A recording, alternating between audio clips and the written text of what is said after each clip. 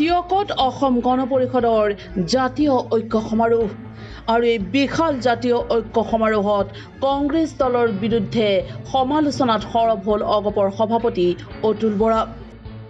কংগ্ৰেছ এতিয়া কৰোনা ভাইৰাছতকৈও ভয়ংকৰ ভাইৰাছ।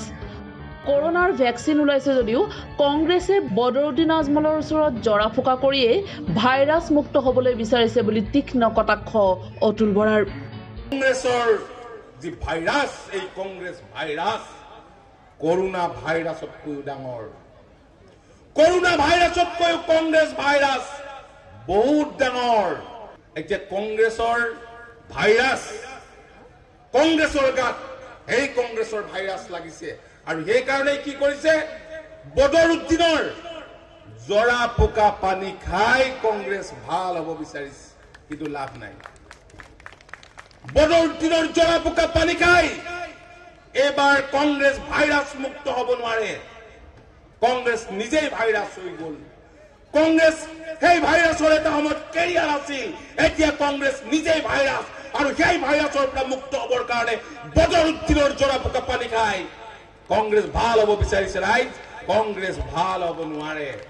শেহতীয়াকৈ সকলো সভাতেই তীব্ৰ ৰসাল বাক্যবাণেৰে প্ৰতিপক্ষক ক্ষুৰধাৰ সমালোচনা কৰি আহিছে অতুল বৰাই। এইবাৰ বলিউডৰ জনপ্ৰিয় ভিলেইন মোগেম্বুৰ প্ৰসংগৰে প্ৰতিপক্ষক সমালোচনা অতুল বৰাৰ। মিষ্টাৰ ইণ্ডিয়া মোগেম্বু বুলি চৰিত্ৰ এটা আছে। মোগেম্বুৱে মানে বেয়া কাম কৰিবলৈ আছাম মানুহক মানে মেলি দিয়ে। যেতিয়া সেই বেয়া কামবোৰ কৰি আহে তেতিয়া মোগেম্বুৰ চৰিত্ৰটো এইটো উমৰেশপুৰী আছিলে। তেতিয়া গলগলীয়া মাতেৰে কয়, মোগেম্বু খুচ হোৱা, মোগেম্বু খুচ হোৱা।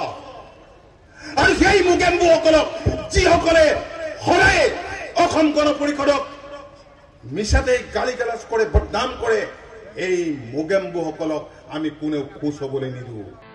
এই জাতীয় ঐক্য সমাৰোহত অগপৰ কাৰ্যকৰী সভাপতি তথা মন্ত্ৰী কেশৱ মহন্তৰ উদ্যত্ত ঘোষণা, অসমত আঞ্চলিকতাবাদৰ ধ্বজা বহন কৰিছে কেৱল অসম গণ পৰিষদেহে। নৱগঠিত আঞ্চলিক শক্তিসমূহ মাত্ৰ দুমহীয়া আন্দোলনৰ ফচল, যি আন্দোলনৰ কোনো পৰিণামেই নাহিল। অসম গণ পৰিষদ দল এটা আঞ্চলিক দল হিচাপে আজিও অসমত আঞ্চলিকতাবাদৰ ধ্বজা উৰুৱাবলৈ সক্ষম হৈছে। নতুন দল হৈছে মাত্ৰ 2 মাহ আন্দোলন কৰা অভিজ্ঞতা, 2 মাহ আন্দোলন কৰা অভিজ্ঞতা, আন্দোলনৰ ফলাফল নাই। আৰু এই বিশাল ঐক্য সমাৰোহত ৰাজ্যক উদ্দেশ্যি ভাষণ দিয়ে বিধায়িকা ৰেণুপমা ৰাজখোৱাইও।